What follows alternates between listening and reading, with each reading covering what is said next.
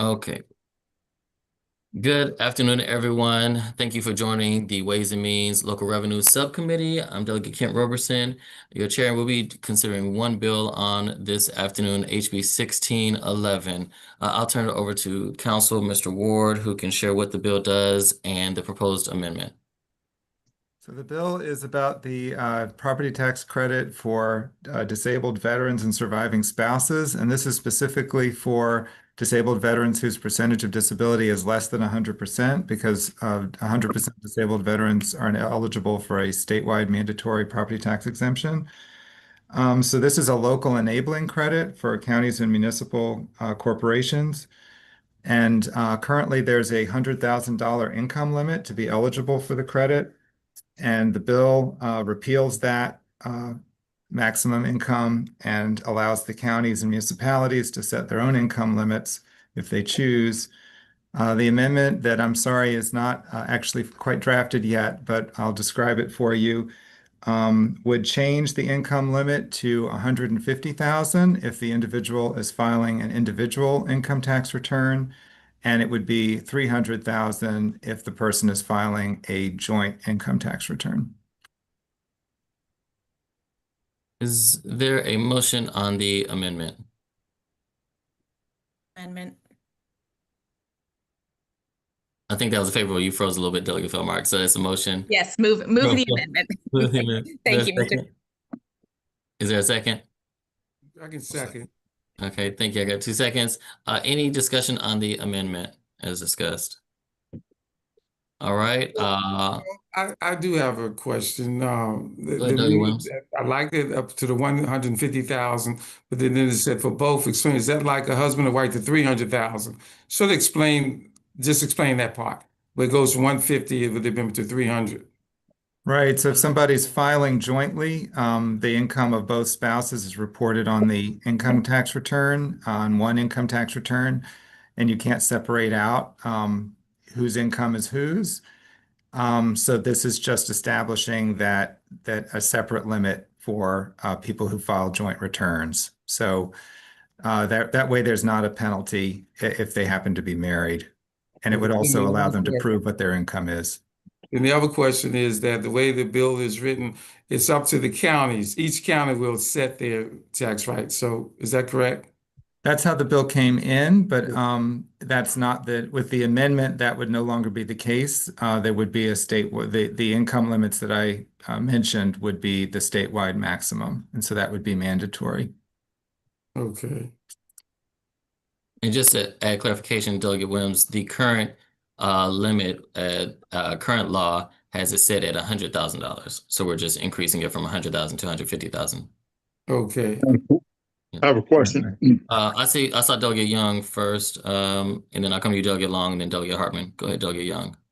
No, I just wanted to verify that real quickly. I think I got lost in it, and I apologize, Stan. So this amendment makes it statewide 150. That's what it is. It's not a situation where we're enabling local jurisdictions to lift it up to 150. We are making it 150 today. Is that correct? That's right. And that's for joint, that's for individual filers. So for joint filers, it would be 300. Right.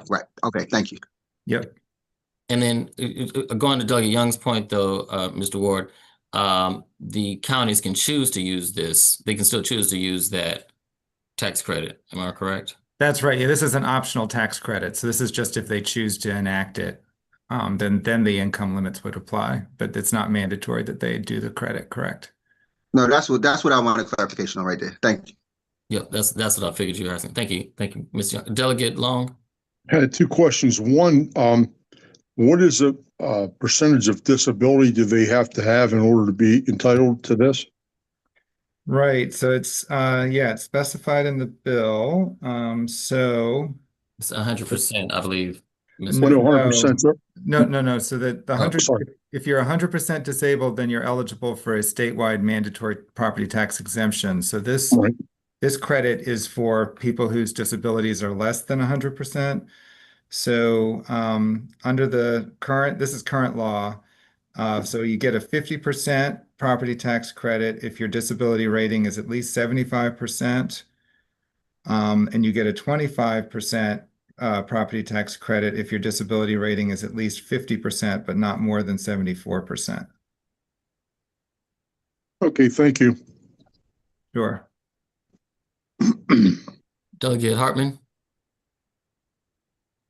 Thank you, Mr. Chair. So the old language was 100,000. Was it 200,000 for a joint? So the original language was 100,000, and it actually didn't specify if somebody's filing a joint return. So a joint return would have been capped at 100. And you could read it that way. You could also read it as that it would have applied only to the one spouse, but it's not clear. It's not clear in the current language how it would have been handled if somebody was filing a joint return. Okay, thank you for the clarification. Thanks, Delegate Hartman, for raising that, because we talking to council, we wanted to make sure we were clear on that as well. That Could I ask one more question? So I'm sorry. Go ahead, Delegate Long. Yeah, now is this, if the veteran dies, does this automatically go, or does it go over to the surviving spouse? So under the current law, the surviving spouse is eligible for this. Yes. Okay, it's not changing anything, right? No, it doesn't change anything about Okay. that. Correct. All right, thank you. Thanks. Any other questions? Appreciate you all raising these. All right. Seeing no other questions, those in favor of the amendments, please signify by saying aye or raising your hand. Aye. Aye. Well, that's unanimous, 2, 4, 6, and seeing none opposed. All right. Is there a motion for the bill as amended? Move favorable. Second. Thank you. Any discussion on the bill as amended? Mr. Chair, I would like to discuss, want to say that I'm a member of the Veterans Caucus, and I've talked to, of course, many veterans and their wives, and this would make a tremendous difference because they've served their country, and of course, they're disabled. So I just want to put on the record that I'm going to be voting green on this, and we appreciate all our veterans, what they do for our country. So thank you. Thank you, Delegate Williams. Delegate Hartman? Can we get amended on as sponsors if we're not already, or do you want to wait until voting?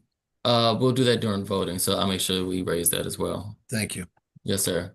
Thank you. Any other discussion?